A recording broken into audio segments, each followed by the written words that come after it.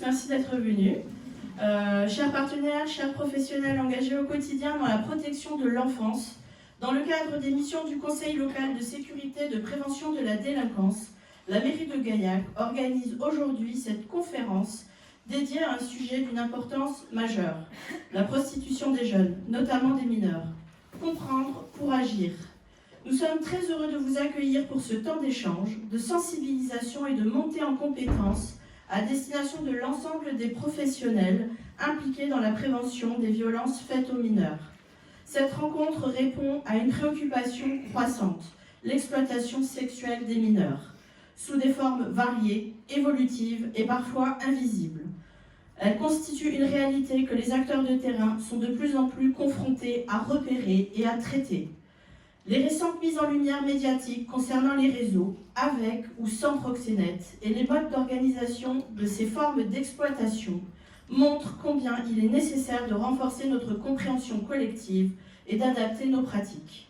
Cette rencontre poursuit plusieurs objectifs essentiels. Tout d'abord, apporter des connaissances actualisées sur les formes et les dynamiques de la prostitution des mineurs. À ce titre, nous aurons le plaisir d'entendre Madame Dimeglio, de l'association L'Amicale du Nid, qui est une organisation engagée de longue date dans la lutte contre l'exploitation sexuelle.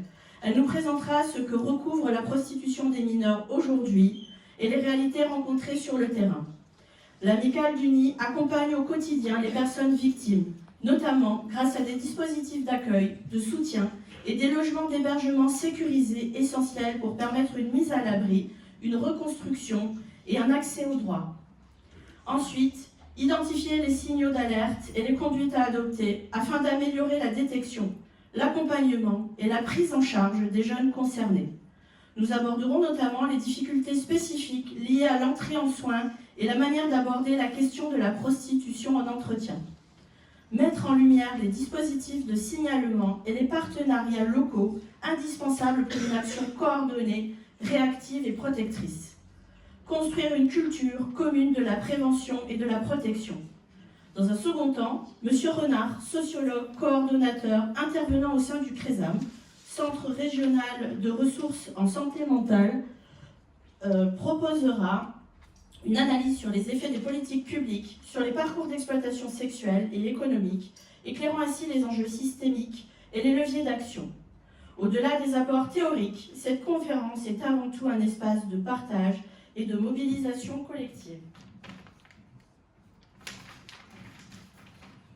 La diversité de vos professions, de vos expériences et de vos approches constitue une richesse indispensable pour l'amélioration, la prévention, la protection et l'accompagnement des jeunes victimes.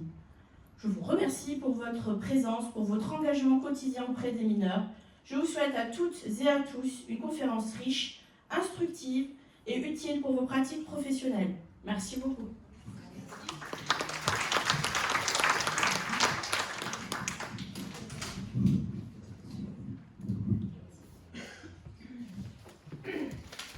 Bonjour à tous et à toutes. Alors certains d'entre vous me connaissent déjà, d'autres pas du tout. Donc moi je suis Céline Dimeglio, je suis chargée de formation pour l'association Amicale du Nid de Toulouse. Je vous présenterai rapidement l'Amicale du Nid plus tard. Et aujourd'hui, en effet, on est là pour parler d'un phénomène complexe, d'un phénomène vraiment en hausse aujourd'hui, qui est celle de l'exploitation sexuelle des enfants. Alors en effet, c'est pas le titre de mon intervention, mais pourtant c'est bien de ça dont on va parler. On n'est pas du tout là pour parler de prostitution des jeunes, c'est quelque chose qu'il va falloir enlever tout doucement de notre langage, mais bien parler d'exploitation sexuelle d'enfants ou de réseaux de pédocriminalité. Choisissez le mot qui vous va le mieux, mais en tout cas, si je mettais ce titre-là, vous ne viendriez pas à mon intervention. Parce que quand on parle d'exploitation sexuelle d'enfants, ça vous projette dans un autre monde qui ne serait pas le nôtre. Ça vous emmène aux Philippines, ça vous emmène en Amérique latine, ça vous emmène un petit peu partout, et pas du tout sur ce qui est en train de se passer en France. Donc on est encore sur cette sémantique un peu particulière qu'il va falloir mettre au travail, peu importe où vous travaillez, peu importe comment vous travaillez, mais tout doucement ce mot prostitution va falloir se l'enlever de notre langage, parce que ce que vivent les jeunes et les enfants dont je vais vous parler, c'est bien une exploitation sexuelle. Il n'y a pas des enfants de 11-12 ans qui vont de choix se décider de se lancer dans une carrière de travailleuse du sexe, comme on peut entendre aujourd'hui. Et ce dont je vais vous parler aujourd'hui, c'est bien d'enfants de plus en plus jeunes qui rentrent dans ces réseaux de proxénétisme qui sont exploités sexuellement. C'est pas un sujet facile qu'on va aborder. Je vais parfois passer par des moments qui vont être plus ou moins faciles à entendre. Vous aurez sûrement des moments un peu de sidération dans ce que je vous raconte, mais c'est normal. Il y a des choses, voilà, on n'est pas en capacité de les entendre. Et même, moi je travaille sur le sujet depuis bientôt 8 ans, et il y a encore des situations qui me hantent pendant des jours et des jours. Je vais essayer d'être gentille avec vous parce qu'on n'a pas beaucoup de temps, donc le but c'est pas de vous effondrer et de vous mettre le moral à zéro avant les fêtes de Noël, mais quand même c'est difficile d'être doux et sympathique quand on aborde ce sujet. Quand ça va pas, il n'y a aucun problème, si vous avez besoin de vous lever, de sortir de la pièce, et je le vivrai pas mal, en tout cas, vous préservez-vous, il y a tous les risques psychosociaux, si on entend parler de violences sur des enfants et de violences sexuelles d'autant plus. Vous avez besoin d'aller sur Instagram pour vous dissocier un petit coup. Allez-y, sentez-vous libre de le faire. Ça va? Ok. Je vous présente l'Amicale du Nid parce que j'ai un peu le devoir de vous présenter l'Amicale du Nid. Tout le monde connaît l'Amicale du Nid, j'imagine. Bien sûr. Donc l'Amicale du Nid, en effet, c'est une association qui va fêter ses 80 ans l'année prochaine.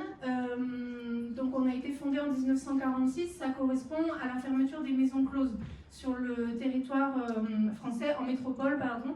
En 1946, on ferme les maisons closes et évidemment on se retrouve avec des centaines et des milliers de femmes sans solution, sans hébergement, sans rien du tout. Et donc l'Amicale du Nid va se créer, c'est un prêtre qui va créer cette association, comme absolument toutes les associations du social et du médico-social, et qui va récupérer, entre guillemets, ces femmes pour leur proposer autre chose. On va sortir très rapidement de nos statuts. Le côté catholique, c'est les années 50, donc ça sort très vite. Et aujourd'hui, on est une association laïque et indépendante de tout parti politique. Et ce qu'il faut retenir, c'est qu'on accompagne absolument tout le monde. Peu importe l'âge, peu importe le sexe, le genre, l'origine. On accompagne absolument tout le monde et surtout, peu importe sa situation prostitutionnelle. Donc quelqu'un qui est en risque d'entrer en prostitution peut être accompagné à l'Amicale du Nid. Quelqu'un qui est en prostitution peut être accompagné à l'Amicale du Nid sans condition de sortir de la prostitution. Il n'y a pas du tout cette condition-là. Quelqu'un qui veut rester en prostitution toute sa vie mais qui souhaite être accompagné par nous, il n'y a aucun problème. On ne force pas les gens. Et des gens qui seraient sortis de la prostitution mais pour qui il y aurait encore des conséquences. Et qui, le droit commun, c'est encore un petit peu compliqué parce que quand il y a des grands trous comme ça dans la vie, dans un CV ou quelque chose, c'est pas facile de se présenter face au monde. Donc on peut travailler avec ces personnes-là. On accompagne donc tout le monde à partir de 12 ans jusqu'à la fin de la vie. 12 ans, c'est parce que quand on a écrit le projet, c'était en 2022 et ça nous paraissait raisonnable. Aujourd'hui, ça n'est plus du tout. On a des jeunes qui sont beaucoup plus jeunes. 12 ans, c'est l'âge où elles sont déjà inscrites dans des phénomènes prostitutionnels, mais on accompagne quand même. Sur le papier, vous verrez toujours écrit 12 ans. C'est le conseil départemental qui nous finance. Je fais vite sur l'Amicale du Nid, c'est pas le... On fait plein de trucs. On fait de l'allée vert pédestre, on fait des maraudes pédestres, donc dans les rues de Toulouse, principalement sur les quartiers, vous vous doutez bien, où il y a de la prostitution, donc on est plutôt sur Fondères, Belfort, le canal du Midi. On va à la rencontre des personnes qui sont dans la rue, même si aujourd'hui, ça représente à peu près 10 à 20% de la prostitution sur un territoire. Par exemple, à Albi, on sait qu'il y a de la prostitution aux alentours de la gare. Ça, c'est entre 10 et 20% de la réalité de la prostitution sur Albi.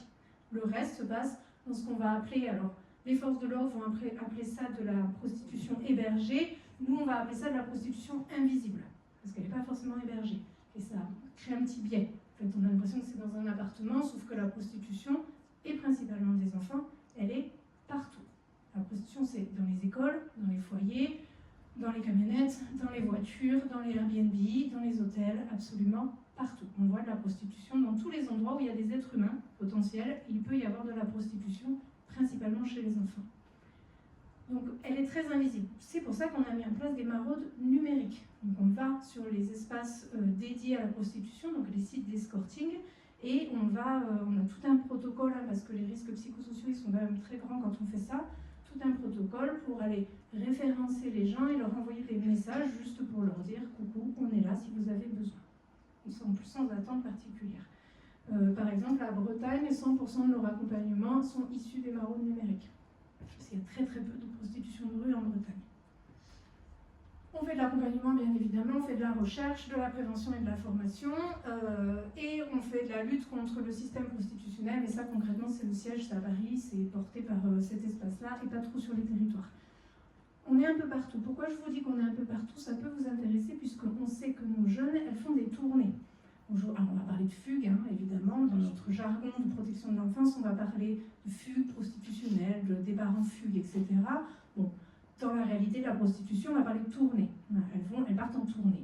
Elles savent qu'elles vont partir 3 jours à Marseille, à Cambrai, à Rennes, à Paris. Elles vont revenir sur Toulouse, etc. Donc ça a un intérêt de savoir quand même qu'on est au niveau national, parce que vous pouvez être réactif en sachant ça. Et si vous savez que cette jeune elle est en situation de prostitution sur Lyon, vous pouvez envoyer un message à Lyon, à l'amicale du Nid, qui vont être un peu plus attentifs à un profil donné. Quand ils vont faire des maraudes, à Lyon, il y a de la prostitution de mineurs en rue. On a un quartier identifié où il y a un gros lien stup et prostitution de rue chez les mineurs. Et ils vont être attentifs lors des maraudes et pédestres et des maraudes numériques à regarder un peu s'ils retrouvent votre enfant. Pas le vôtre, mais celui que vous nous avez signalé. Donc c'est un petit intérêt quand même de se rappeler qu'on est sur tout le territoire.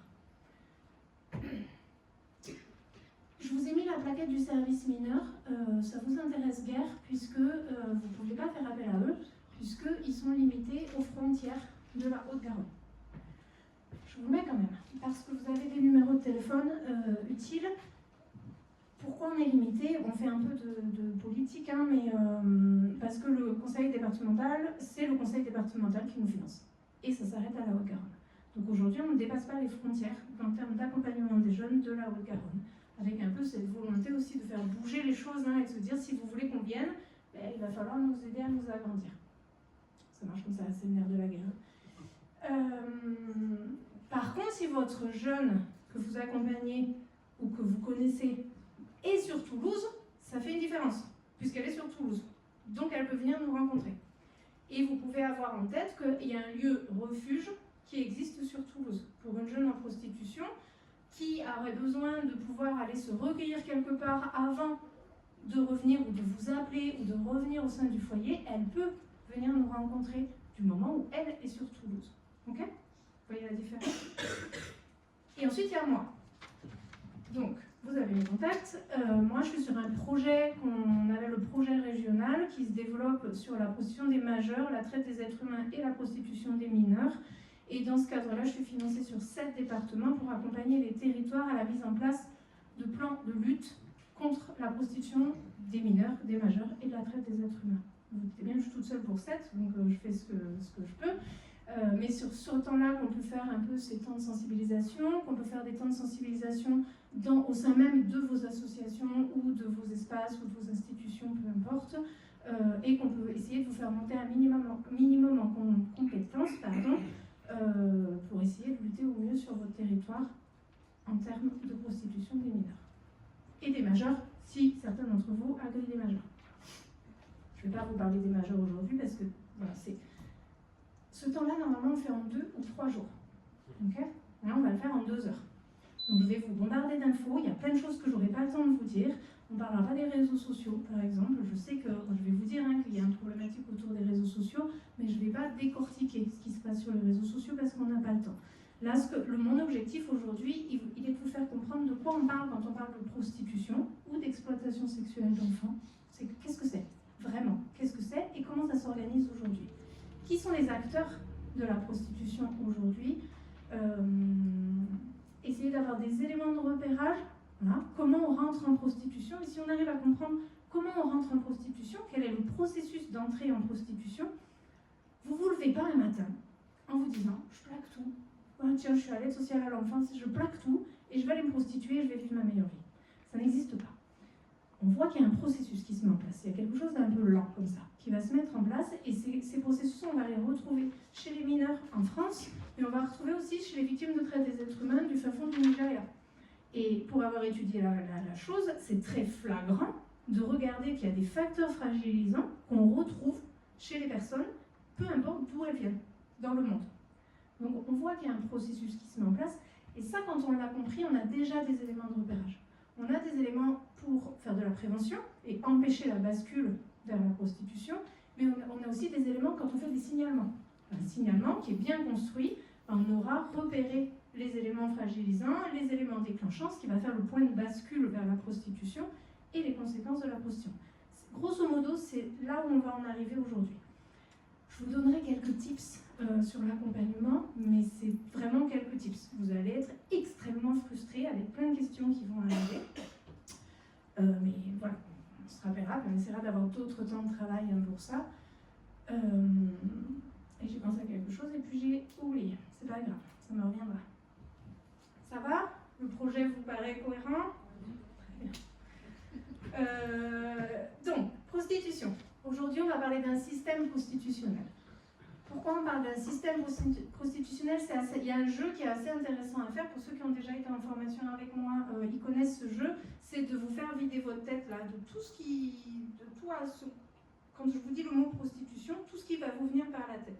Et vous allez dire plein de choses. Vous allez dire sexe, vous allez dire argent, vous allez dire femme en général, vous allez dire proxo, vous allez faire toute une liste de conséquences comme ça. Et au final, vous avez du mal à identifier les vrais acteurs de la prostitution. Et il y a un mot qui ne revient quasiment jamais dans ce jeu, c'est le mot client. Le client, il ne vous vient pas dans la tête. Parce que quand on pense la prostitution, mais ça c'est aussi des années de loi et des années de pensée aussi en termes de domination homme-femme, etc. Il y a plein de choses qu'on pourrait tirer comme ficelle pour comprendre ça. Le mot client, il ne vous vient pas. Et pourtant, s'il n'y a pas de client, il n'y a pas de prostitution. Le problème, il est du côté du client. Et aujourd'hui, on a quand même des clients qui achètent le corps d'enfants de 11-12 ans pour du sexe. Le problème, il est de ce côté-là. Les personnes en prostitution sont reconnues comme victimes aujourd'hui. Les mineurs, on est sur des enfants en danger. On va voir sur les lois. Je vous amène sur les lois, c'est pas le moment le plus rigolo, mais bon, il faut y passer. La définition de la prostitution, aujourd'hui, c'est celle-ci que la magistrature va utiliser. C'est une définition, c'est une jurisprudence de 1996.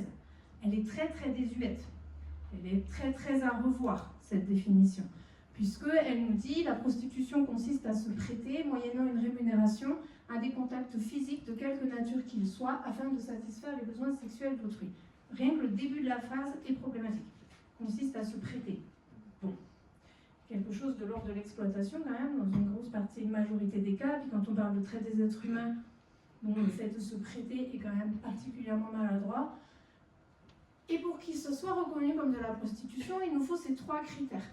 Un contact physique, quel qu'il soit, avec ou sans pénétration. Et ça, c'est important. Avec ou sans pénétration. Une rémunération monétaire en nature ou tout autre avantage.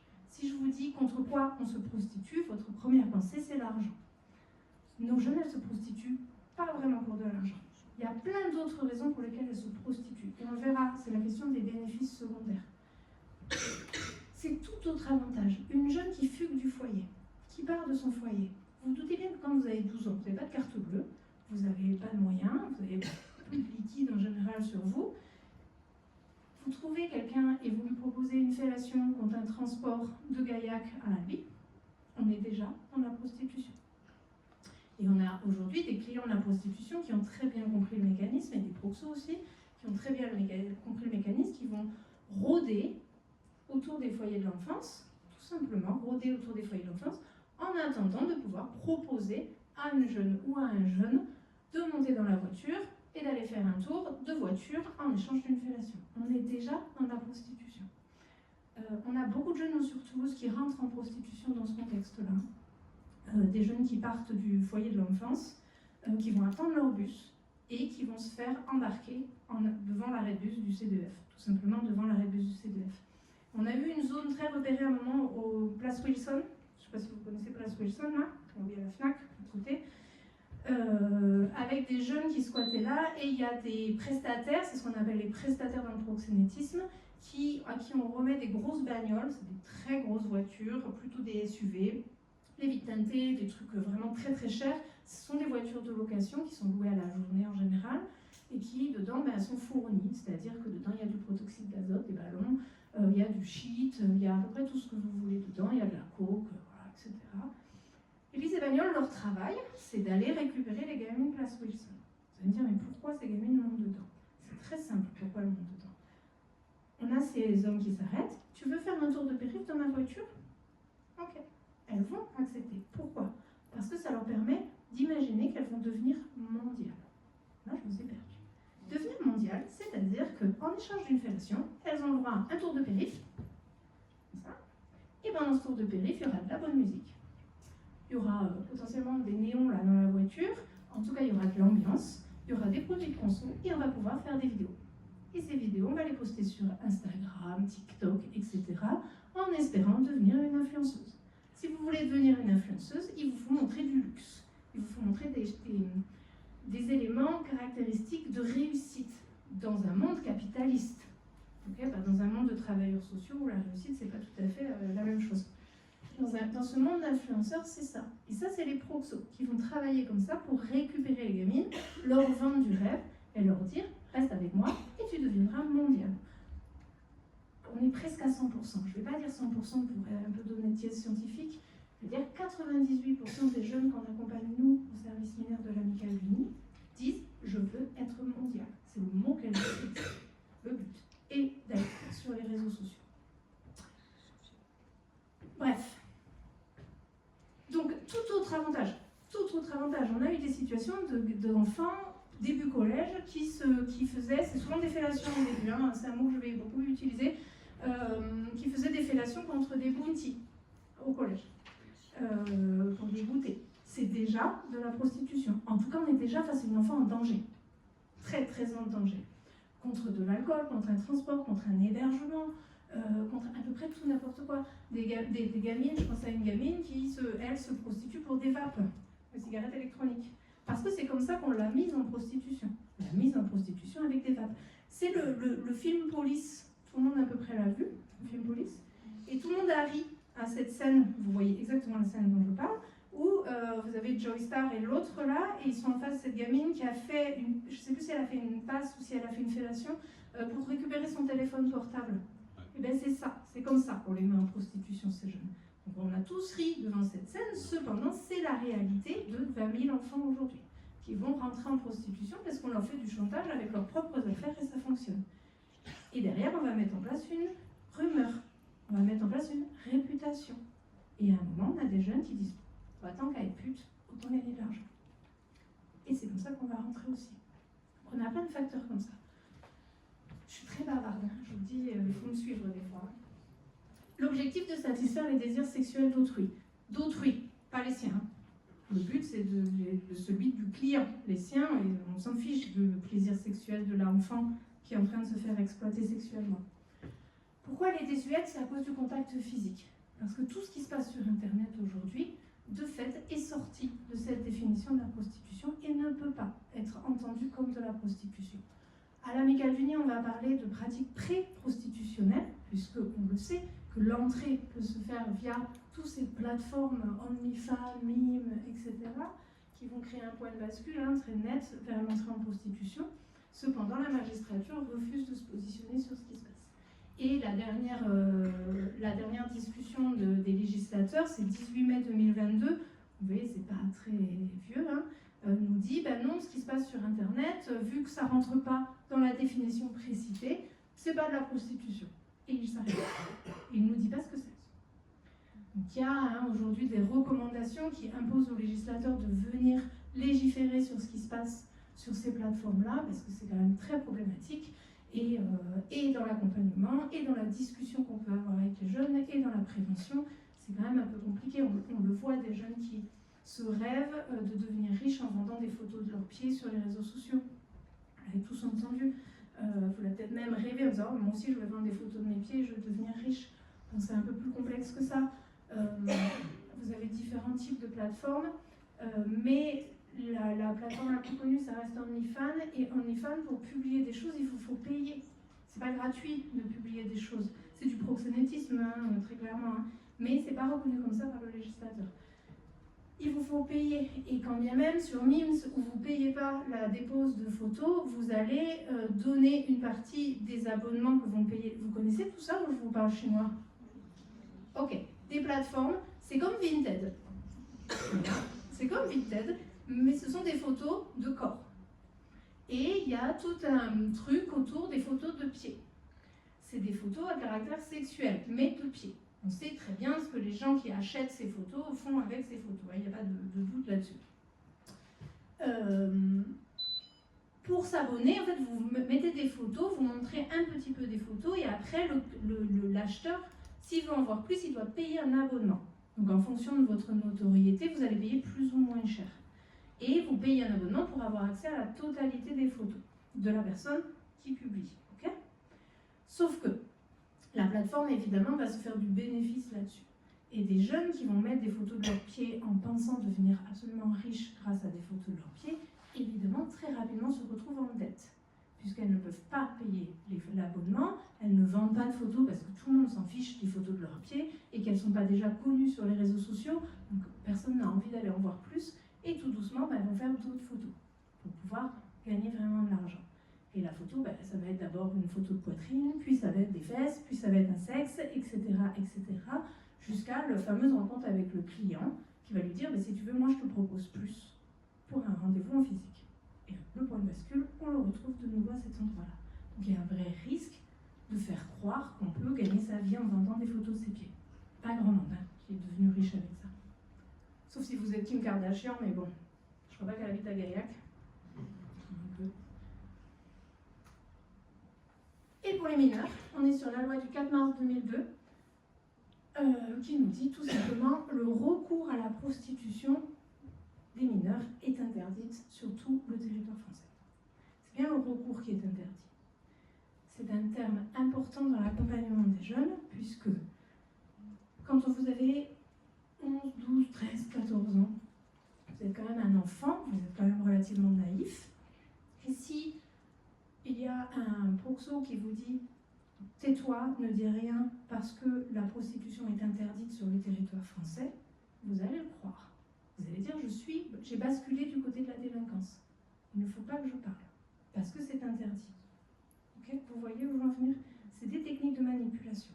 C'est des moyens de mettre sous emprise. On l'a vu dans la traite des êtres humains avec des femmes mineures qui venaient plutôt d'Afrique subsaharienne, qui arrivaient sur le territoire français. Et on leur disait, les réseaux de traite leur disaient « Ouh, attention, la prostitution des mineurs est interdite sur le territoire français. » Et elles se déclaraient majeures. Et elles passaient complètement sous les radars de l'ASE. Et donc de manque de protection, avec des décalages des fois de 10 ans, 15 ans d'âge, sur des femmes qui ont traversé le Niger, la Libye, qui ont traversé la mer sur un bateau. Ça marche, très clairement, elles sont physiquement marquées. Elles se décalent de 10, 15 ans d'âge. Et ça a aussi une conséquence dans l'accompagnement, dans la maturité, dans l'insertion socio-professionnelle, dans le travail sur la santé, sur la gynécologie. Tout simplement, vous n'avez pas le même suivi gynécologique quand vous avez 15 ans et quand vous en avez 30. Ce n'est pas tout à fait les mêmes problématiques. Donc tout ça, c'est vraiment quelque chose qu'il faut entendre. La prostitution, c'est le recours à la prostitution qui est interdite. Un mineur en prostitution est un enfant en danger. De fait, c'est reconnu comme une victime. Automatiquement, vous avez une obligation de signalement. Et je vous rappelle que vous n'êtes pas service investigateur, vous n'êtes pas des enquêteurs. Voilà. Rappelez-vous, vous n'êtes pas des enquêteurs. Souvent on dit, oui mais je ne veux pas lancer le signalement parce que je ne sais pas, j'ai pas de preuves.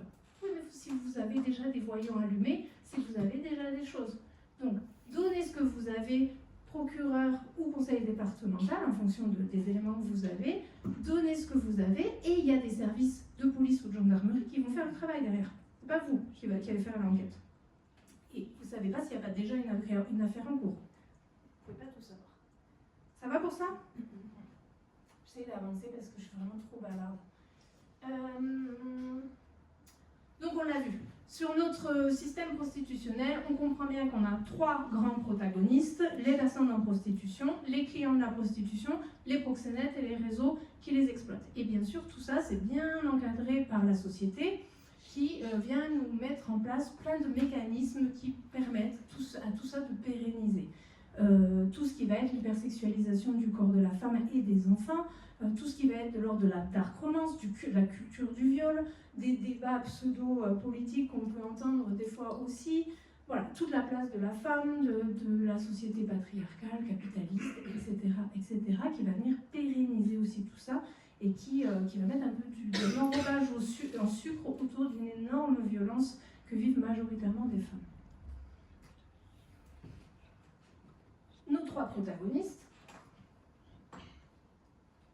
les acheteurs, les clients, les pédocriminels, appelez-les comme vous voulez. Moi, j'ai plutôt tendance à utiliser le mot client. Ça tend un peu à banaliser quand même, de dire client. 99% des clients de la prostitution aujourd'hui sont des hommes. Ça représente 15% des hommes vivant sur le territoire français. Grosso modo, c'est 1 homme sur 7 qui serait consommateur de prostitution. Tous les chiffres que je vous donne, ils sont faux. On soit bien d'accord. On ne peut pas avoir une base scientifique très nette. On est sur la recherche plutôt sociologique, on est plutôt sur une science molle. On n'a pas de données précises. Pourquoi on n'a pas de données précises? Parce que c'est une activité souterraine. Je ne peux pas vous dire exactement combien de kilos de shit tournent sur Gaillac. Par contre, je peux vous donner un truc approximatif. Je vais dire au pif, j'en sais rien, je vois la gendarmerie là, je ne sais pas, d'accord. Il y a entre 15 et 300 kilos de shit qui tournent sur Gaillac. Voilà, on est sur une... Parce qu'on ne sait pas, c'est une activité souterraine. La prostitution, c'est pareil. Sur les clients de la prostitution, aujourd'hui, ils sont pénalisés par la loi et ils sont condamnables. Donc on commence à avoir des chiffres un tout petit peu plus précis, puisque de fait, on les retrouve dans les chiffres du ministère de l'Intérieur. Sur les victimes, ça c'est les chiffres du gouvernement. Il nous parle d'une moyenne d'âge de 15 ans, de jeunes qui sont bien inscrits dans la prostitution, qui sont déjà très inscrits dans des réseaux d'exploitation. Je pense que le gouvernement a nécessité à revoir ces chiffres, puisqu'on est très en dessous de ça. Nous, les accompagnements, on est sur du 11-13 ans, avec des jeunes qui sont déjà inscrits dans la prostitution, et c'est le moment où il faut vous accrocher un petit peu. Mais je ne vous le dis pas pour vous sidérer, je vous le dis vraiment pour que vous soyez conscients que l'âge n'est pas un critère de repérage. Okay, on ne peut pas se fier à l'âge des jeunes pour dire c'est de la prostitution, c'est pas de la prostitution. Nous, la plus jeune, elle a 9 ans et demi. Elle a 9 ans et demi, elle se prostitue sur des parkings pour des bouteilles de vodka. Donc, vous voyez, l'âge, on s'en fiche. Vraiment, c'est plus un critère. Quand on voit les chiffres du gouvernement, on se dit, il faut les revoir. C'est un petit peu vieillot. Pareil sur la majorité de filles, majorité de françaises. Surtout, on a un très gros biais de genre dans la... Oui. Non, allez-y. 99% des clients de la prostitution sont des hommes. Après, vous parlez des victimes et vous donnez des moyennes d'âge, c'est des mineurs. Ça, vous voulez dire que 99% des clients de la prostitution tout sont des confondu. mineurs? Non, tout confondu. D'accord, ok. Tout confondu. C'est bon? Ça valait le coup de vous couper. C'est tout confondu, oui. Oui, ça valait le coup. Tout confondu. On n'a pas le temps de parler des clients, c'est un sujet à part entière. Ils ne recherchent pas tout à fait la même chose. Voilà. Les clients ne sont pas à la recherche du même achat. Voilà, tout simplement. Alors, écoutez, vous pouvez écouter, mais il faut que vous ayez le cœur accroché pour l'écouter. Collégienne à vendre sur France Inter qui est sorti là, ça a remporté le prix du meilleur journalisme, je ne sais pas quoi, c'est sorti le lundi je crois. Il faut avoir le cœur un petit peu accroché quand même parce qu'il y a des passages un peu difficiles à écouter et il y a une jeune qui témoigne entre autres de ce que recherchaient les clients. Voilà. Et pourquoi ils cherchaient des mineurs. Et c'est assez abject, c'est vraiment pas facile à entendre, mais voilà, ça peut, je vous fais l'impasse, je vous préserve un petit peu. Comme ça, si vous n'avez pas envie, vous n'êtes pas obligé. Oui, sur les filles-garçons, je pense qu'il y a un gros difficulté à repérer la prostitution masculine, déjà parce qu'on n'arrive pas à se la figurer. On a des grands problèmes pour se figurer qu'il y a des hommes qui se prostituent. Quand on pense prostitution, on va parler femmes. Et puis moi, je ne vous aide pas parce que j'ai un gros biais de langage, parce qu'à chaque fois je dis elle. Mais oui, parce qu'on accompagne une majorité de femmes aussi à l'Amicale du Nid. Donc malheureusement, la majorité l'emporte pour le coup. On a quelques hommes, on a 2 garçons sur le service mineur et je crois qu'on a 3 hommes sur le service majeur, mais un peu en pointillé pour un. Voilà, ça a tendance à dire elle, en effet, mais on a quand même des jeunes garçons qui se prostituent. C'est pas tout à fait les mêmes raisons, c'est pas tout à fait les mêmes publics. On retrouve ces facteurs de fragilité, bien évidemment, mais on a aussi une problématique des MNA qu'on n'arrive pas à repérer. Les MNA, on les repère pas, donc les mineurs non accompagnés, on n'arrive pas à les repérer. Déjà, on a un biais de genre, parce que si c'est le jeu qu'on peut faire, si je vous dis, vous travaillez tous dans un foyer de l'enfance. Et là, il y a un jeune garçon, 14 ans, qui arrive avec un sac à dos, avec plein d'argent dans le sac à dos. Vous allez penser tout de suite, drogue, stup. Vous avez exactement la même situation, mais c'est une fille, 14 ans, qui arrive avec un sac rempli d'argent. Vous allez penser, prostitution. C'est un biais de genre. De fait, c'est un biais de genre. Évidemment, si on regarde les statistiques, il y a plus de chances en effet que le garçon soit du côté des stupes et la fille du côté de la prostitution. Mais vous n'en savez rien. En fait, vous n'en savez rien. Et les MNA, les bénéfices secondaires de la prostitution, qu'on arrive un peu à commencer à identifier, c'est vraiment, on est aux prémices de la compréhension là, c'est que c'est des jeunes qui vont se prostituer. Les situations qu'on a rencontrées, en tout cas au niveau national, plutôt des jeunes qui ne peuvent pas assumer une orientation sexuelle, qui sont en difficulté pour vivre cette orientation sexuelle, des jeunes qui viennent de pays où l'homosexualité est condamnée jusqu'à la peine de mort. Évidemment, quand ils arrivent ici en France, ce bagage il reste avec eux. Et si on ne vient pas déconstruire aussi cette idée que c'est très tranquille d'être homosexuel, c'est très tranquille. Vous avez le droit, en tout cas, de vivre votre homosexualité aujourd'hui en France, et qu'on a le droit d'en parler, et que vous ne risquez rien de ce côté-là. Enfin, vous risquez rien, ça, et je mets plein de pincettes. Peut-être on va pouvoir aussi mieux repérer des choses, puisque c'est des jeunes qui vont, pour pouvoir vivre leur orientation sexuelle, vont s'inscrire dans des activités souterraines telles que la prostitution pour pouvoir expérimenter des choses. Et donc les bénéfices de la prostitution, finalement, vont plutôt être du consommable pendant une soirée. Donc avec se faire payer l'entrée dans une soirée, dans une boîte de nuit, se faire payer de la vêture, se faire payer des consos. Et ces jeunes, quand ils vont revenir au foyer, finalement, il n'y aura pas beaucoup d'éléments pour les identifier et avoir tous les critères de repérage que je vais vous donner après. Donc forcément, ils passent sous nos radars. C'est clair ? Okay. Et pour les proxos, on est entre nous, donc je dis proxo, mais on va dire les proxénètes. On va parler aujourd'hui de prostitution familiale, c'est quelque chose qui est réel sur notre territoire, donc je parle pour l'ex-Midi-Pyrénées, avec des familles qui prostituent leurs enfants pour arrondir les fins de mois.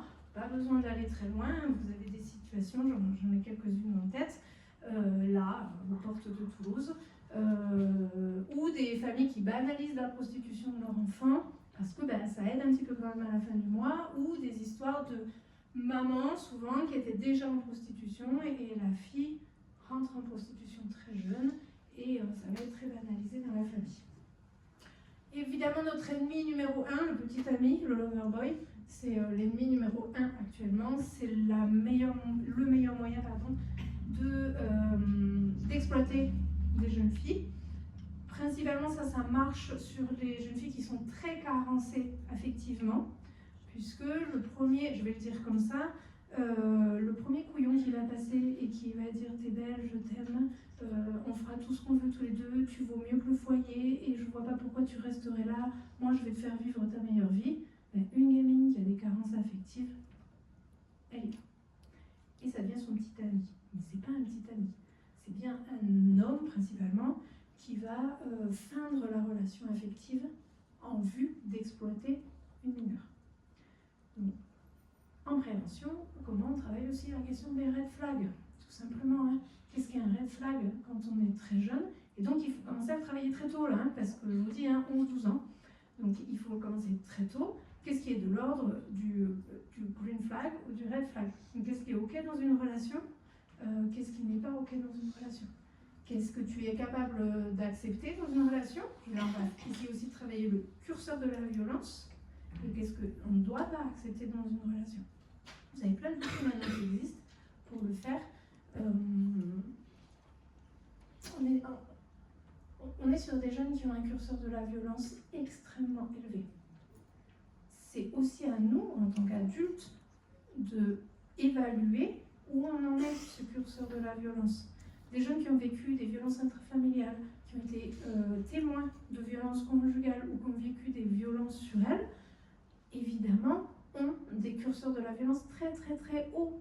Donc le loverboy là, même un petit peu de violence, nous, ça nous paraîtrait complètement fou et on n'accepterait pas. Mais rappelez-vous qu'elle, le curseur de la violence, il est très très très haut. acceptent un peu plus, jusqu'à un niveau de mise en exploitation.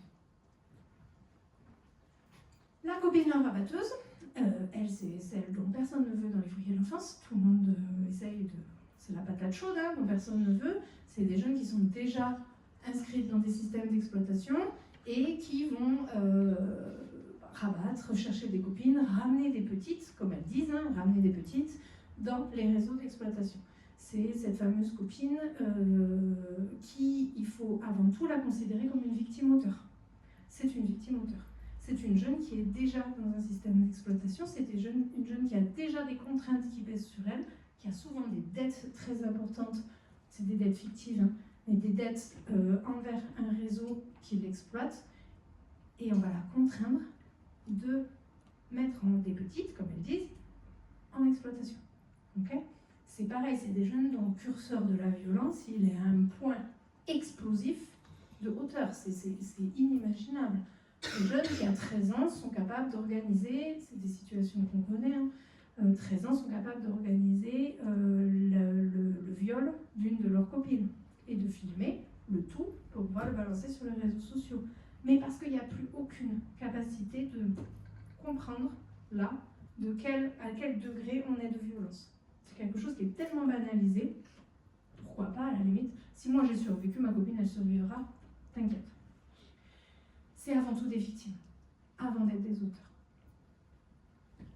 Les réseaux, la traite des êtres humains et les sugar daddy. Les sugar daddy, c'est plutôt à l'université, hein, donc vous connaissez ? Très bien, je vais vous expliquer. Sugar daddy, c'est plutôt ce qu'on va appeler un mécène, si vous voulez, c'est un sponsor. C'est un mécène, c'est plutôt, en général, un homme, plutôt aisé financièrement, qui va contractualiser une relation. Alors on retrouve ça dans le milieu étudiant, par exemple avec une étudiante, il va contractuer une relation, mais vraiment comme un sponsor. Écoute, moi je crois en toi, tu vas réussir ce Master 2, et puis t'inquiète pas, tu vas pas galérer, moi pendant 1 an je vais payer ton loyer, et puis toi en échange tu réussis ton Master 2. Voilà, il y a quelque chose de cet ordre-là qui vient se mettre en place avec cette idée, ben oui, sans lui, je n'aurais pas pu finir mes études. Quelque chose de l'ordre de la redevabilité qui va vite se mettre en place. Et c'est des personnes qu'on n'arrive plus à toucher dans nos accompagnements parce qu'elles ont finalement qu'un seul client. Elles n'ont qu'un client de la prostitution.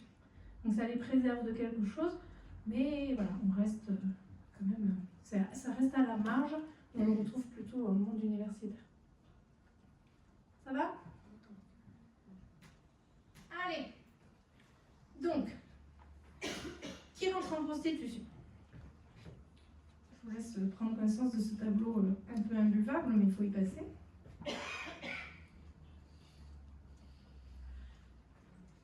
Ce qu'on retrouve sur donc,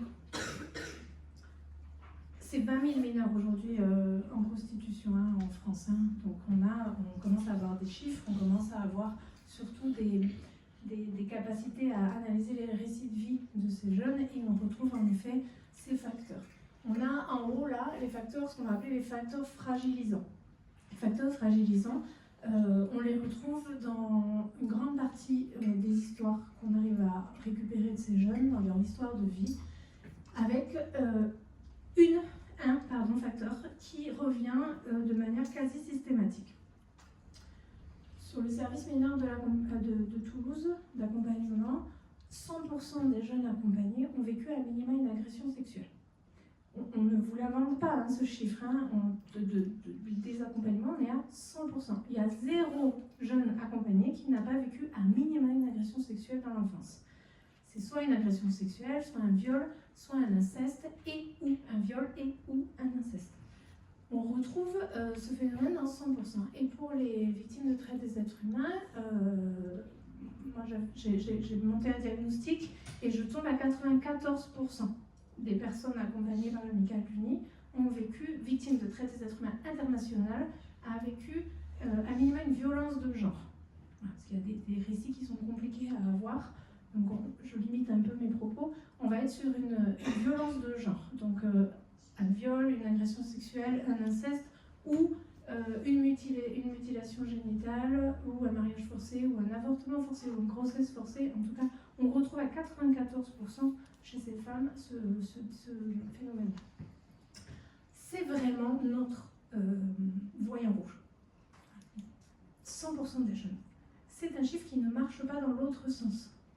Vous avez 100% des jeunes qu'on accompagne qui ont vécu une agression sexuelle. Ça ne veut pas dire que 100% des jeunes qui vivent une agression sexuelle vont basculer dans la prostitution.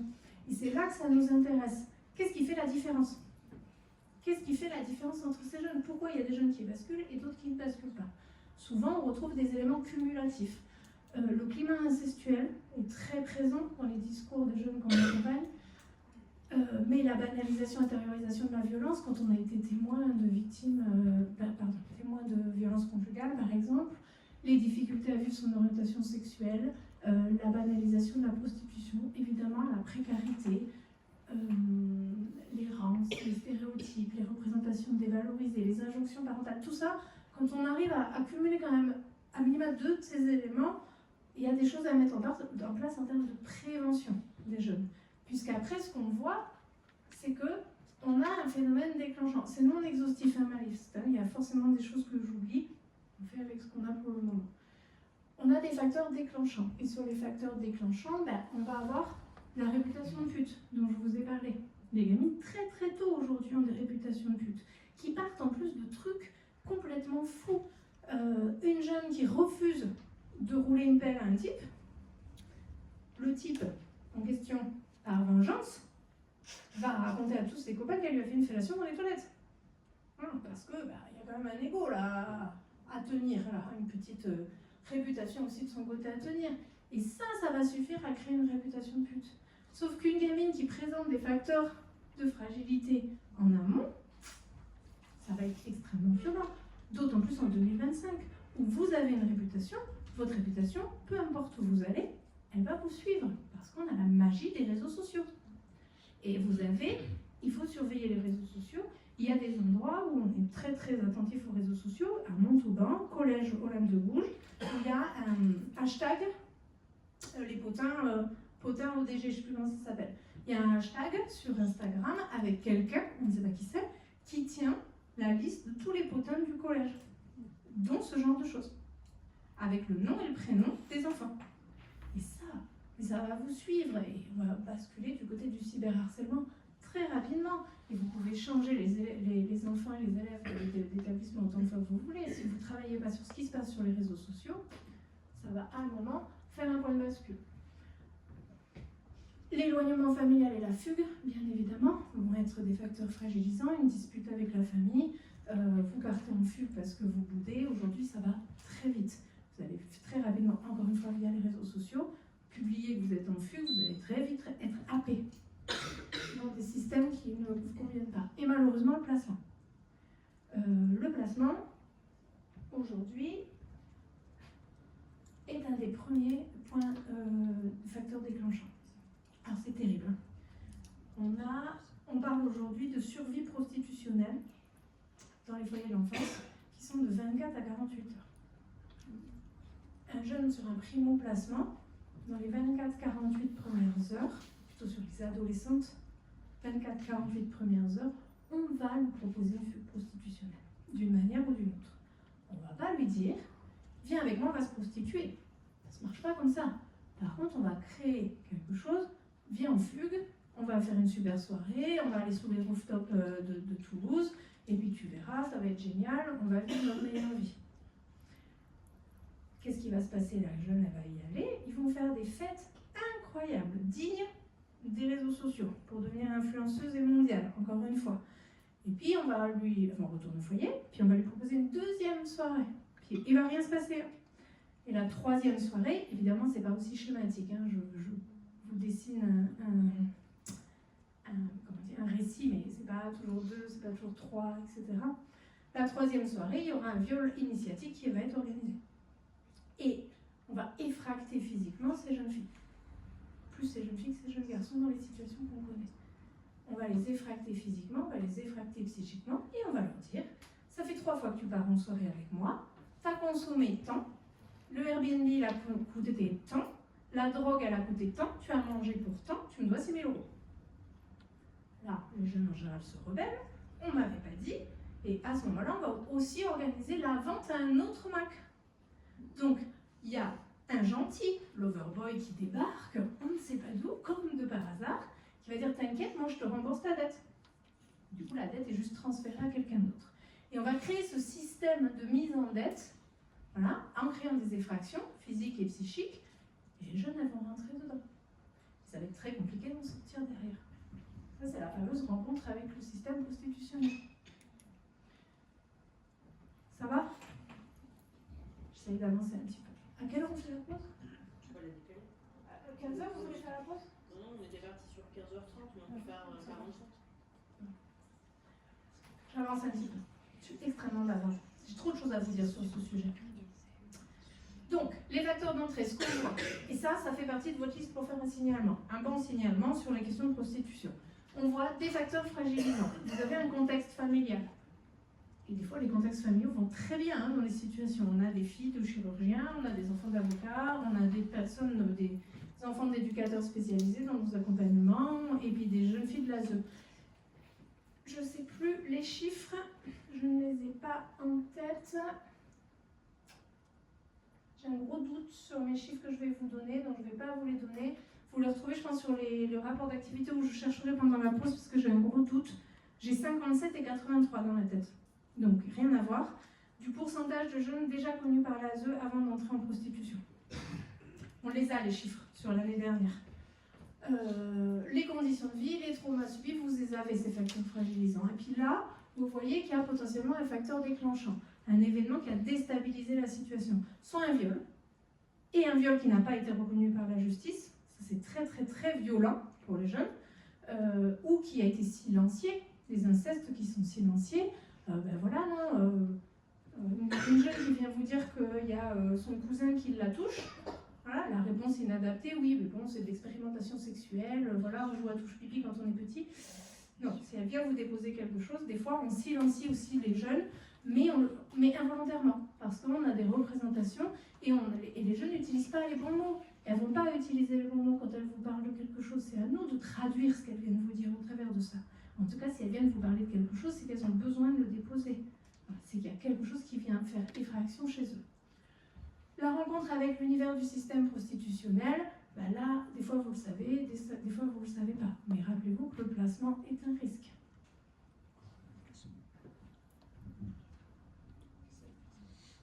Ça va, des questions? Vous m'arrêtez, hein, parce que je parle, moi. Alors, il ne marche plus, donc ce serait bien d'avoir des questions.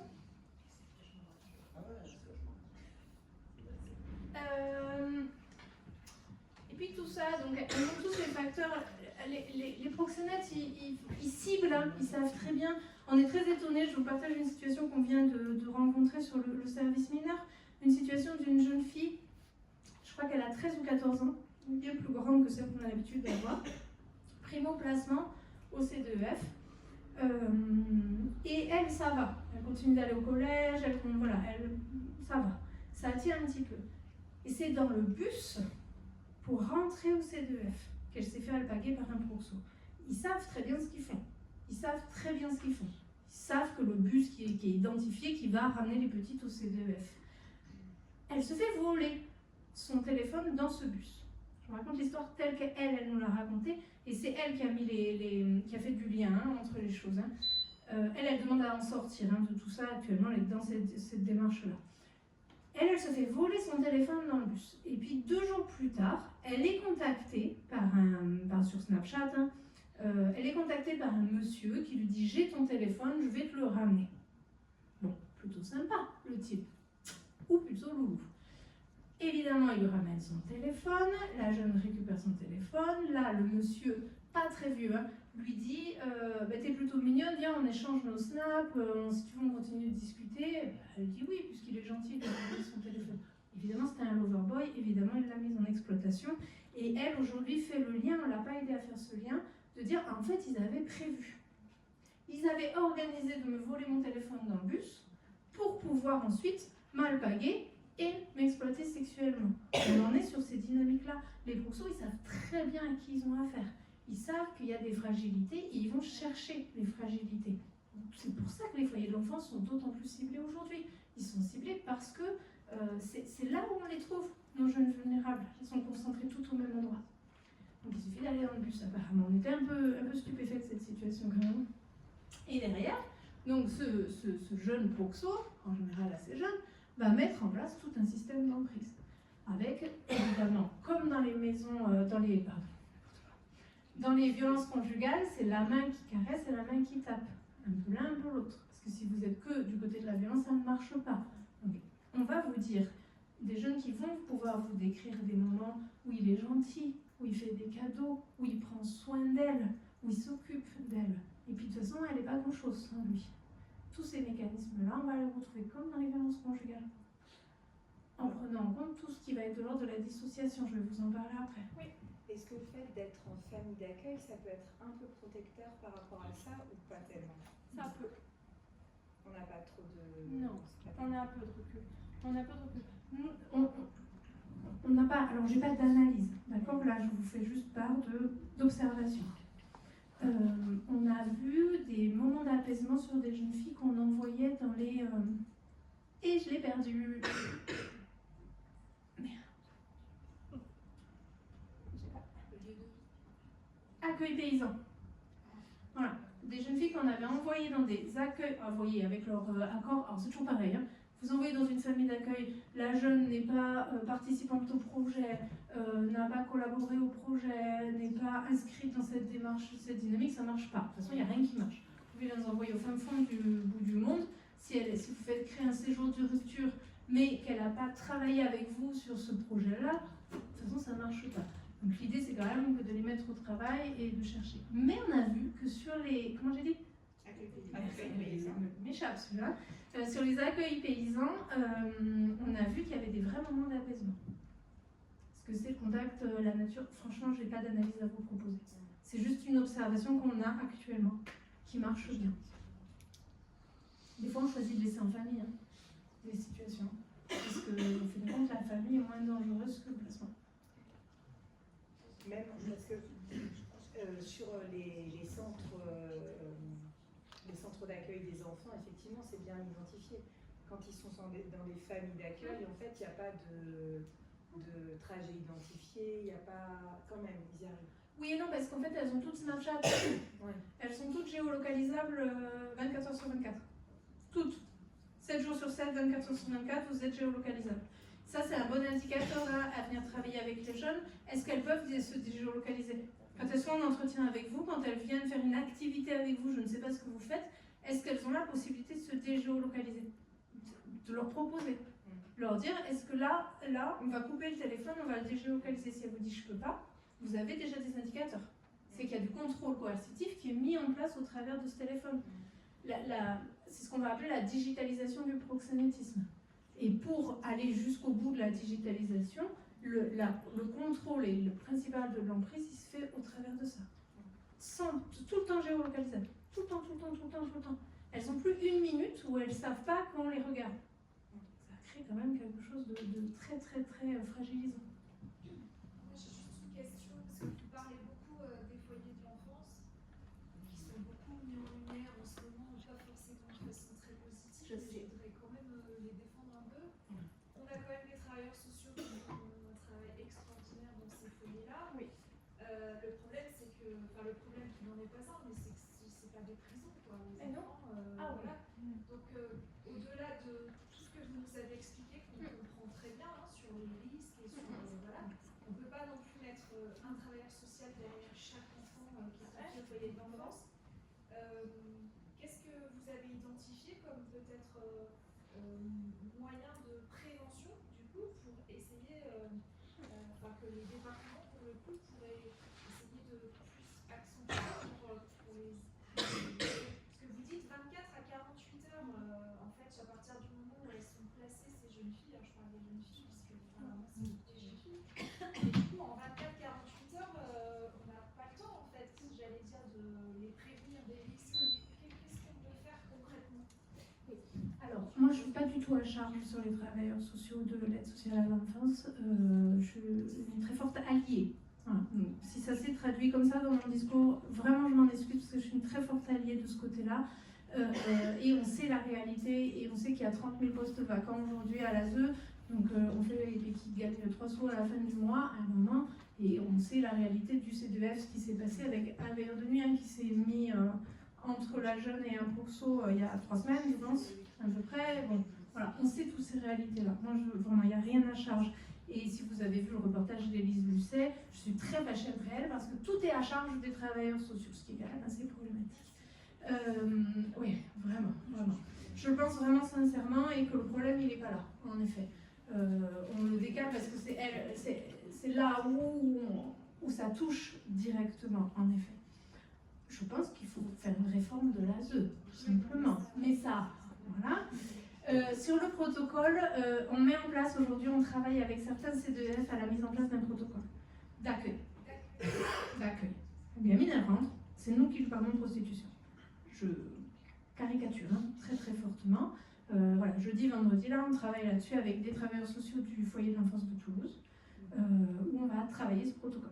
Et l'idée, c'est de généraliser et que tout le monde, tous les travailleurs sociaux et tous les veilleurs de nuit aient exactement la même attitude et les mêmes mots, et que ce ne soit pas à la tête du client. Donc, de travailler ces protocoles sont une solution qui sont un pansement sur une hémorragie, mais ça reste un pansement. Voilà. Et de limiter, en fait, de se dire, je fais une caricature, parce que c'est un travail un peu plus complexe et ça fait longtemps qu'on le pense, de se dire, le jeune y rentre. Nous, on va lui dire la réalité. On va te proposer de partir en soirée. Qu'est-ce qui va se passer pendant cette soirée? Ben voilà, il y aura un viol initiatique. On ne va pas lui dire comme ça au jeune, attention. Voilà. Il y aura ce viol initiatique et le but, c'est d'exploiter sexuellement. Comment on utilise les bons mots en fonction de l'âge, comment on le protocolise, comment on arrive à faire un schéma qui convienne à tous les travailleurs sociaux aussi. Parce qu'on n'est pas tous dans la même, on n'est pas tous à l'aise avec les mots de la même manière. Certains vont être très tranquilles pour parler de prostitution, de machin, et d'autres, ça leur fait extrêmement violence, ils n'arrivent pas à en parler. Comment on travaille? Et c'est très long de travailler ce protocole. Aujourd'hui à Montpellier, l'Amicale du Nid fait des permanences, essaye de rencontrer tous les primo-arrivants du foyer de l'enfance. C'est une mission impossible, mais ils essayent de le faire. Nous, on intervient sur des permanences à minimum une fois par mois par villa au C2F de Toulouse pour s'inviter. Voilà, on vient faire un peu les éducs qui traînent. Alors pas moi, je ne suis pas éduc, donc voilà, pas moi, mais mes collègues éducs vont et font un peu les éducs qui traînent au sein des différentes villas. Vont manger avec, vont faire des jeux, peu importe, pour se faire aussi identifier. Pour dire, ben oui, il y a une vraie problématique, donc il y a des éducs spécialisés sur la question de la prostitution qui viennent dans nos villas. Ah, vous n'êtes pas conscient, c'est pas grave, au moins vous savez qu'elles existent. Voilà, c'est ces genres de petites choses en fait qui font la différence aussi. C'est la sémantique qu'on va utiliser, c'est le nombre de signalements qu'on va faire sur ces situations, nombre de fois on va saisir le parquet sur ces situations, où on va donner des éléments pour qu'il y ait des enquêtes qui s'ouvrent, qui vont faire changer les choses. Et d'alerter aussi les conseils départementaux sur le fait qu'il y a un problème. Et qu'est-ce que le conseil départemental met en place pour le faire? Il y a des choses qui sont faites sur votre territoire, il y a des acteurs qui se bougent. Je connais quelques personnes ici dans la salle qui essayent de monter en compétences. Et voilà, et la DRDFE qui nous a financé un petit peu, et puis l'État qui a financé un petit peu l'Amicale du Nid pour vous aider là-dessus. Voilà, c'est des petits bouts de ficelle pour le moment. Élise Lucet, on n'est pas très content. En attendant, ça fait parler. Voilà, c'est pas mal. Allez, Laurence, un peu.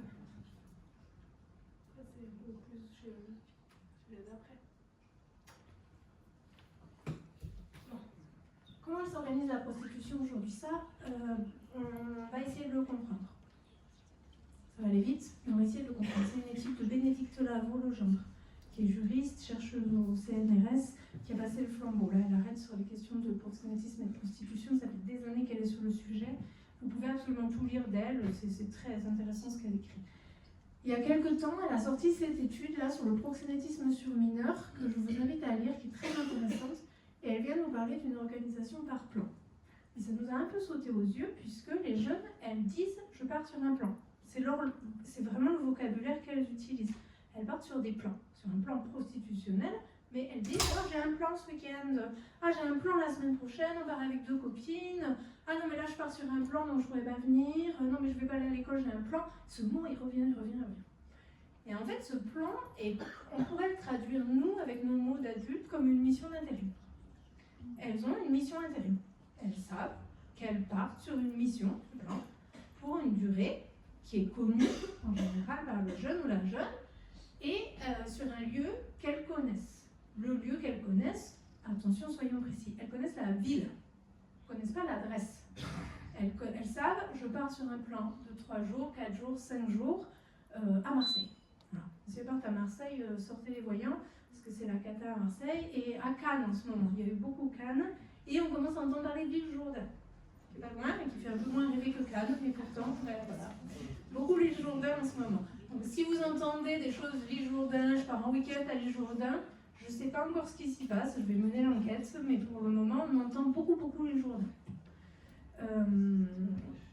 Elles partent sur ce plan. Pourquoi elles ne connaissent pas l'adresse? Parce que tout est organisé par des prestataires. Il y a quelqu'un qui va leur payer un billet de train. Vous savez, maintenant, il faut juste un QR code pour prendre le train. Vous n'avez besoin de rien d'autre. Vous flashez un QR code et vous montez dans le train. Donc, il y a quelqu'un qui va leur envoyer ce QR code, qui aura acheté le billet de train. Vous montez dans le train, vous partir.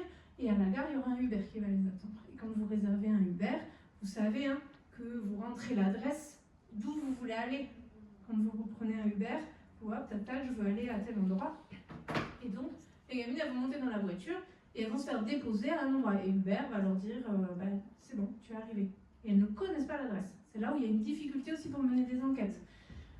Mais elles connaissent la ville, elles savent combien de temps elles partent. Quand elles partent plusieurs semaines, c'est qu'elles enchaînent les plans. Donc elles enchaînent les missions d'intérim. Et dans ces plans, on va retrouver la cellule minimale. C'est ce qu'on appelle la cellule minimale, c'est le patron et la prostituée. C'est les termes de l'enquête, c'est pas les miens. Ils sont un peu particuliers, mais c'est les termes de l'enquête. Et les prestataires. Les prestataires, c'est tous les jeunes qui vont graviter autour.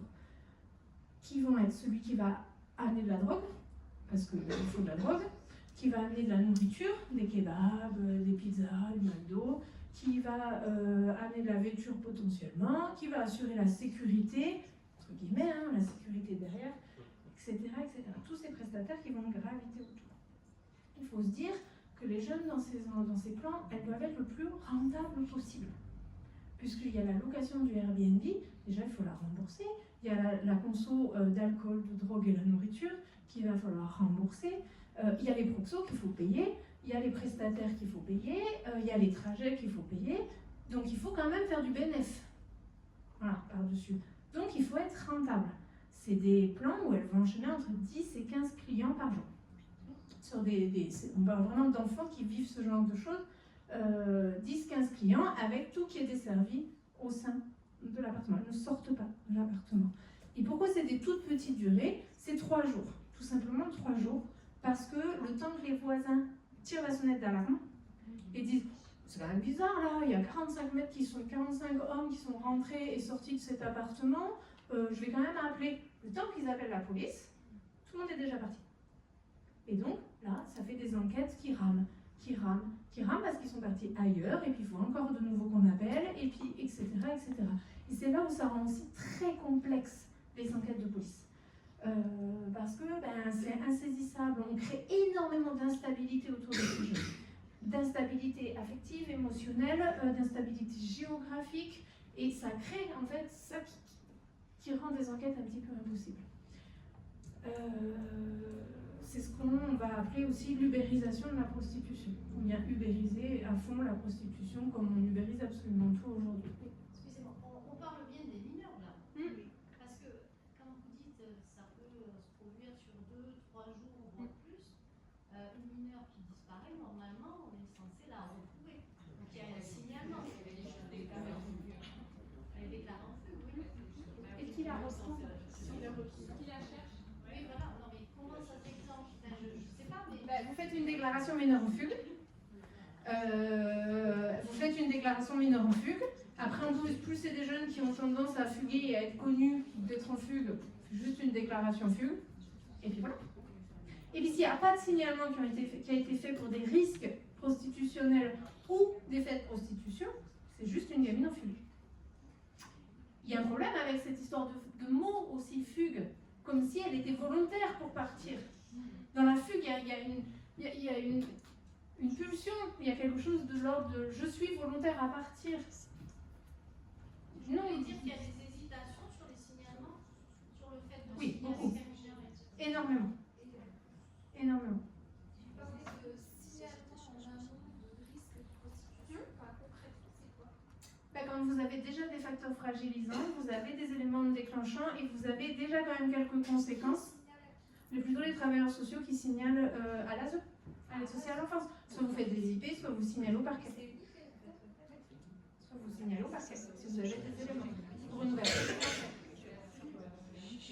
Mais la fugue, c'est juste une déclaration de fugue qui va être faite la plupart du temps. Et il ne faut pas donner tout le pouvoir aux forces de l'ordre. S'ils n'ont pas connaissance d'une potentielle situation d'exploitation, ils ne vont pas l'inventer, la situation d'exploitation. C'est juste une gamine en fugue. Par contre, s'il y a déjà des éléments où on sait que cette gamine est potentiellement en situation d'exploitation sexuelle, forcément ça ouvre pas les mêmes portes. Mais s'ils ne le savent pas, ils ne le savent pas. Donc vérifions aussi s'il y a des signalements qui ont été faits. Et vu que vous ne pouvez pas le savoir, faites des signalements. Oui, ça a l'air d'être un réseau quand même bien organisé, où vous êtes bien au courant, et moi je n'arrive pas à me dire que les forces de l'ordre ne puissent pas l'être autant que vous. Vous voyez ce que c'est? Est-ce qu'il y a des connexions? Je suppose qu'il y a des connexions entre vous. Oui, alors entre l'amicale du Nid et le parquet, oui, il y a des connexions. Entre l'amicale du Nid et l'OCRET, il y a des connexions. L'Office central de la répression de la traite des êtres humains, il y a des connexions. Avec la gendarmerie, on en a des connexions. Avec la police centrale, c'est pas toujours facile, mais on y arrive. Avec la SRPJ, évidemment qu'on a des connexions. Mais ça ne veut pas dire qu'on décroche nos téléphones et qu'il y a quelque chose qui se passe non plus. Il faut se rappeler qu'il faut que le parquet diligente une enquête. En fait, s'il ne diligente pas une enquête, c'est pas des cow-boys, quoi. Oui, mais le parquet, il ne s'auto-saisit pas comme ça, il n'est pas sur place. C'est ça. Et puis chez vous, j'ai du mal à comprendre des fois, parce qu'il y a Castres et ce que je discutais tout à l'heure, entre Castres et Albi, là, c'est des fois un peu vague pour moi. Ça va? De toute façon, je vous disais tout à l'heure, cette fameuse copine rabatteuse, la victime auteur, même s'il y a... À savoir, les jeunes qui se prostituent, elles vont basculer à un moment du côté de la délinquance. Elles vont basculer à un moment, d'une manière ou d'une autre. Elles vont basculer soit du côté du proxénétisme et devenir cette fameuse rabatteuse, soit du côté du stup. Mais n'oublions pas qu'elles le font aussi parce qu'elles sont contraintes à commettre des délits. On est à la limite de la traite des êtres humains. Voilà, la contrainte à commettre des délits est reconnue comme de la traite des êtres humains. Et elles sont dans cette limite-là. Bon, ça c'est pas moi qui fais la loi et c'est pas moi qui fais poser les jugements et les qualifications, mais si on regarde les définitions, c'est ça, on est dans de la contrainte. De fait, on va les contraindre à commettre des délits parce qu'on va les silencier comme ça. Du moment où vous avez fait la bêtise, vous êtes passé du côté de la délinquance, c'est beaucoup plus simple de maintenir l'emprise sur vous. On a des jeunes aussi qui basculent du côté du proxénétisme parce qu'elles ont des dettes importantes auprès des proxénètes et on leur dit je t'efface une partie de ta dette si tu me ramènes 2 petites. Et là, il y a une stratégie de survie et de résistance qui se met en place et qui est plutôt saine pour le coup, de se dire bah oui, en fait, je vais mettre 2 petites parce que moi je vais faire un peu moins de passes lors de ces plans. Et donc oui, je vais aller les mettre. Et ce curseur de la violence et cette dissociation et cette sidération qui va tout ça va se mettre en place. Et dites-vous qu'un jour, elles vont basculer du côté de la délinquance, d'une manière ou d'une autre. Notre première situation au service mineur, c'était une jeune fille, 13 ans, toute mignonne, elle avait un petit carré, l'appareil dentaire, elle était toute petite et hyper jolie. Alors vraiment, elle payait pas de mine. Hein. Et en fait, elle se prostituait la nuit, et la journée, elle transportait des sacs de cocaïne dans le métro à Toulouse. Voilà. Bah oui, elle est déjà, ça passe crème, hein. Vous mettez un petit sac à dos Hello Kitty là, vous faites transporter tout ce que vous voulez. Mais les proxos, ils avaient des preuves de ça. Ils gardaient des preuves de toute la cocaïne qu'elle transportait la journée. Et c'est comme ça qu'ils la contraignaient le soir à se prostituer. Puisqu'elle ne pouvait pas parler. Elle a été condamnée, hein, elle est passée à l'OPM, ne vous inquiétez pas, justice a été rendue, elle a été condamnée pour trafic de drogue, pas pour victime de prostitution. C'est un autre débat. Ouais. avec une jeune fille qui va bientôt avoir 18 ans. Et où, voilà, dans 2-3 mois à peine, et où ça fait déjà 6 mois qu'il y a des signalements qui sont faits, une maman qui fait plein de signalements de remontée sur le fait que sa fille soit dans cette situation-là. Situation sur laquelle elle avait des doutes et après où la jeune fille a avoué ce qui se passait. Et où les retours qui sont faits, que ce soit de l'AMO renforcée, que ce soit du juge des enfants, c'est il vous reste que 6 mois, madame, à attendre, après elle sera majeure. Ça ne règle pas le problème de la situation. Non. Et en soi, cette dame, chaque fois que moi je la reçois dans mon bureau, elle me dit toujours, tout le monde me dit ça, mais à part à 18 ans, la seule chose que je peux faire, c'est mettre ses affaires dehors, changer les serrures, mais en soi, ça ne règle pas le problème de ma fille. Non.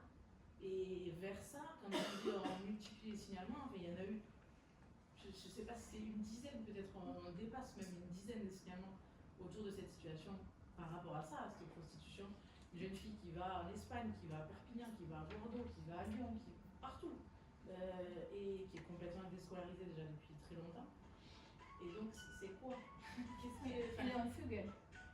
Elle a été notée fugue permanente. C'est-à-dire qu'ils lui ont dit, madame, on sait qu'elle est tout le temps en fugue, donc on va la mettre en fugue permanente. Ça ne sert à rien de nous rappeler à chaque fois pour nous dire qu'elle est en fugue, parce qu'on l'a notée fugue permanente. Bon, ça c'est situation particulière, on va en parler après. Ouais. Okay, parce que si on commence à faire chacun sa situation, Non, mais parce que quand on parle de signalement et le fait que c'est mais on peut en parler après. le fait que ce soit si proche de la majorité, Oui. Oui, parce que nous, on nous a répondu, mais là, on est trop proche de la majorité, donc il n'y a rien entre les 2 mois qui sera fait. Quoi. Okay. Au vu de la des instructions, etc. Mais je sais pas, c'est pas une situation que je connais déjà en fait, donc on en parlera après. C'est possible. Comme ça, j'aurai tous les éléments dans la tête. Je veux pas balance mes sources. Oui, on en parlera après, situation particulière. Ok. Est-ce que c'est trop spécifique là? Ça pose question quand même. Mais oui, Sur ça pose Le fait de question. s'approcher de la majorité, le fait que rien ne puisse. Oui. Parce qu'il y a pas mal de gens qui nous disent, mais là, elle est mineure, donc nous, on ne peut pas la prendre en charge dans le cadre de la prostitution. Et en même temps. Vous êtes où? Albi? À Gaël. À Gaillac. Pas besoin d'être. Très joli. Ok, on en parle après. On en parle après. Oui. Moi, j'arrive pas à comprendre comment ce genre de plan est possible. Parce que vous dites qu'il faut qu'il soit rentable, que les jeunes filles fassent 10 à 15 passes par jour. Mais comment est-ce qu'ils communiquent ça et comment est-ce que ça passe inaperçu? Alors, ça passe pas J'imagine inaperçu. qu'il y a un plan, je ne sais pas, à Albi ou à Marseille. Comment est-ce que les clients sont au courant de ça, qu'ils doivent venir à tel lieu, tel moment, et voilà, et comment est-ce que ça passe inaperçu? Je ne comprends pas. Alors, vous allez sur Google et vous tapez site d'escorte Albi, et puis vous aurez la liste de toutes les personnes en prostitution sur Albi. Donc c'est affiché publiquement, et puis Sur si Google. c'est légal, il se passe bien. C'est sur On Google. sait qu'il y a des. Voilà. Sur les sites d'escorting, vous ne pouvez pas vous mettre moins de 18 ans. Okay. Par exemple, nous, quand on fait des maraudes, on identifie les maraudes 18-25 ans et les maraudes 25 ans et plus. Voilà. Parce que vous ne pouvez pas enregistrer une annonce en étant moins de 18 ans. Ça ne marche pas, c'est interdit de fait, hein, parce que la prostitution des mineurs va être une mineure en danger. Nous, on a des signaux, on arrive à repérer des situations où on sait que c'est de la traite des êtres humains. Par exemple, il y a le même numéro de téléphone sur 5 annonces différentes. C'est toujours le même jeu de mots sur le titre. Vous avez, pardon pour les âmes sensibles, vous avez Clara Sodomie, Lara Sodomie, Léa Sodomie, etc., etc. Bon, à un moment, on se doute bien qu'il y a quelque chose de très étrange quand, en plus de ces annonces, c'est toujours le même numéro de téléphone. Ces annonces, elles se les passent aussi, les jeunes. Voilà. C'est pour ça qu'elles perdent souvent leur téléphone. Ou elles changent souvent de numéro de téléphone. Voilà. L'annonce est associée à un téléphone et le téléphone y passe comme ça, de plan en plan. Vous allez sur internet et vous tapez escorte. Et après, vous êtes un peu filou et puis vous savez reconnaître une annonce mineure et pas mineure. C'est au vu et au su de tous. C'est des sites qui, en effet, moralement, si vous voulez, devraient être fermés. Mais vous allez en fermer un, il y en a 10 qui vont rouvrir. Ça, on est d'accord là-dessus. C'est l'histoire de CocoChat. Hein. CocoChat, ils l'ont fermé, on était contents, ouais, super. 3 semaines après, il y en avait un nouveau qui a rouvert, c'est bounty.gg, non, bounty.fr, bounty.com, je ne sais quoi. Ils changent tous les 3 matins de toute façon. C'est un peu plus sécurisé. Il vous faut faire une identification, vous savez, avec la webcam là. Je sais pas comment on appelle ça. Ouais, c'est ça, un truc voilà, avec l'IA qui dit si vous êtes majeur ou non. Et ça, on sait, mais l'OCRET, l'Office central de la répression de la traite des êtres humains, nous dit mais oui, on voudrait que ça ferme. Parce que je ne sais plus combien d'annonces, je crois qu'on est à 60 000 annonces actuellement en ligne sur le territoire français, entre ces quelques sites internet hein, qui sont très très connus, que je ne cite plus hein, parce que voilà, je n'ai plus envie de les citer, mais qui sont sur Google. Et vous avez, je crois que c'est ça, on est sur 60 000 annonces aujourd'hui. Mais l'OCRET nous dit, ok, on les fait fermer. Il y en a 10 qui vont rouvrir. Sauf que ceux qui existent actuellement collaborent immédiatement avec les forces de l'ordre. C'est-à-dire que l'Office central, pour la répression et la traite des êtres humains contacte ce site, et ces quelques sites référencés, leur dit, là on est sur une enquête, il nous faut tac tac tac tac, ils envoient tout. Ils sont malins, les types. Ils collaborent et comme ça ils peuvent pérenniser et se faire de l'argent dessus. Moralement, voilà. Et à l'OCRET, ils sont très partagés sur cette question, en disant moralement, mais en même temps, il vaut mieux ça que de les faire fermer. Il y en a 3 qui ouvrent et qui refusent de collaborer, puisqu'ils n'ont pas obligation de collaborer, puisqu'ils ne sont pas établis en France. Ils ne sont pas hébergés en France. Pas d'obligation. Donc, voilà, on pèse la balance dans ces choses-là. Mais après, les clients, ils savent très bien où aller. Hein. Vous allez voilà, sur Bounty, vous allez sur Snapchat, vous allez sur Instagram, vous allez sur Vinted, vous allez sur Le Bon Coin, vous allez sur les sites d'escorting référencés. Si vous voulez de la prostitution, en 4 minutes, je vous trouve 10 petites, moi, sur mon ordinateur. Hein. Il n'y a aucun problème pour ça. Il n'y a aucun problème, c'est très très facile de trouver. Et puis après, bref, c'est très bien organisé tout ça. Et quand vous écoutez les témoignages des jeunes, c'est un peu l'idée. Quand je vous disais, ils font des soirées, là, on va faire rêver sur des rooftops, on va faire des photos aussi pendant ces soirées, mais c'est des photos pour s'amuser. Des photos pour s'amuser, tiens, essaye cette culotte, machin et tout, et t'inquiète, on va s'amuser, on fait juste des photos, mais c'est des photos qui vont ensuite partir sur les sites d'escorting. C'est plus clair? C'est pas rassurant, mais plus clair. C'est ça. Je finis avec ça. Je m'arrête. Juste ça, on s'arrête là-dessus. Parce que aujourd'hui, et ne vous flagellez pas, c'est comme ça, c'est une réalité actuelle, on repère la prostitution quand les conséquences sont déjà en place, quand elles sont déjà installées. C'est comme ça. Voilà, on a du mal à travailler en amont de l'entrée en prostitution. Et quand vous avez ces éléments de fragilité, des potentiels points de bascule et une potentielle rencontre avec l'univers prostitutionnel et que vous voyez déjà des conséquences à apparaître, ne vous posez pas de questions. C'est de la prostitution, on est déjà dans des systèmes d'exploitation. Je dis exploitation parce que quand vous avez 12 ans, vous n'organisez pas tout seul votre prostitution. Ça n'existe pas, ce n'est pas possible. À 12-13 ans, il y a besoin d'un majeur à un endroit ou à un autre. Mais même si c'est le cousin de ma copine, du frère, de la sœur, de le mec qui a adopté mon chien, on s'en fiche, ça reste un majeur. Et ce majeur, il a aidé à la mise en prostitution d'une mineure. Et il a aidé parce qu'il a prêté sa carte d'identité pour louer un Airbnb. Ça suffit, il y a déjà un majeur dans l'histoire. Il n'y a pas de mineurs de 13 ans qui mettent des sites sur les sites, qui mettent des photos et des annonces en ligne sur les sites d'escorte, qui louent des Airbnb, qui organisent leur trajet jusqu'à Cannes. Non, il y a toujours un majeur derrière. Donc on parle bien d'exploitation. Ces conséquences-là, vous allez les retrouver plus ou moins tard dans la prostitution. Ça arrive très tard, évidemment. Au début, la question de l'insertion socio-professionnelle, dire qu'on en est très loin. Les premières qui vont arriver, c'est les troubles du sommeil et les troubles alimentaires. Les troubles du sommeil, parce que évidemment, ça crée quelques petits traumas qui vous empêchent un petit peu de dormir la nuit. Et en plus, parce que la prostitution s'organise plutôt la nuit, le soir, et donc avec un décalage jour-nuit très rapide qui va se mettre en place. Et les troubles alimentaires parce que, c'est le moment où je ne suis pas très sympa avec vous, les troubles alimentaires parce qu'au début, la plupart des clients achètent des fellations parce que ça coûte moins cher. Chez les mineurs, chez les majeurs, on est à 20 € la fellation, 50 € la passe, à peu près, en rue.